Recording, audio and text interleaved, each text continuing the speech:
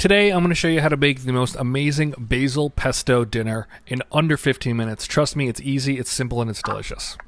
The ingredients to this are very simple. I'll put the exact measurements below, but you need some extra virgin olive oil, some freshly grated parm, pine nuts, 2 cloves of garlic, and then 2 cups of fresh basil. These are tightly packed, so I do use the cup measurement for them, but really kind of pack them in there. We're going to need a little bit of salt also, but when you're measuring this out, you want tightly packed basil. So fill that cup measurement, but really pack that basil in there tightly.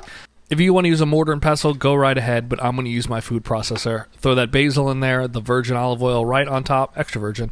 The cheese, we're going to let this go quickly first just to kind of pre-chop it all up, and then I'm going to add the garlic and the pine nuts. I just find it easier that way, but you could do them all together if you want. Once I get that first kind of like paste consistency, I'm going to throw in those pine nuts. We're going to smash the garlic cloves down a bit, and then we're going to toss those right in. If you're thinking it looks a little bit too tight, you can add a splash of water and a little more olive oil, and you'll be good to go. And that's it. That's your entire sauce. You can make this a full week in advance. Blitz it nice and fine as you want to get it. If you leave this running for a minute or two, it's going to get too hot and turn brown. So just don't do that. Pay attention to it, and you'll be good to go. But just pour that out. Now you can make this a full week in advance. Leave it. You can make the day of, whatever you want. And there you go. You can see it's nice and chunky. The oil's mixed in fairly well. It'll separate over time, but that's totally fine. And all you have to do now is cook pasta. I'm going to use my favorite fusilli here. I think they're great for this dish because the pesto gets into all those little nooks and crannies in the pasta shape. We're going to pour that into the boiling water, and we're going to cook that for the full amount. The dish does not come together over heat at the end, so you want to cook this to the point where you want to eat it. It says 8 minutes on the package. I'm going to cook it for 8 minutes. Grab some of that pasta water also because you'll need that at the end, and then just drain your pasta.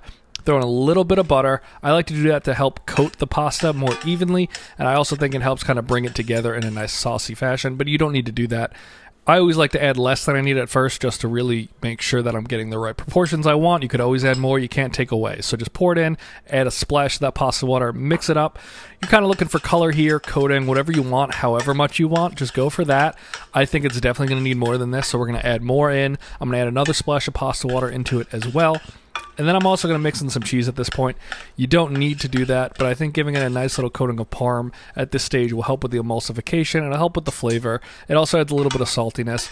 I did not put a ton of salt into the original batch. The cheese does most of your salt here, so really pay attention to your saltiness when you're making this.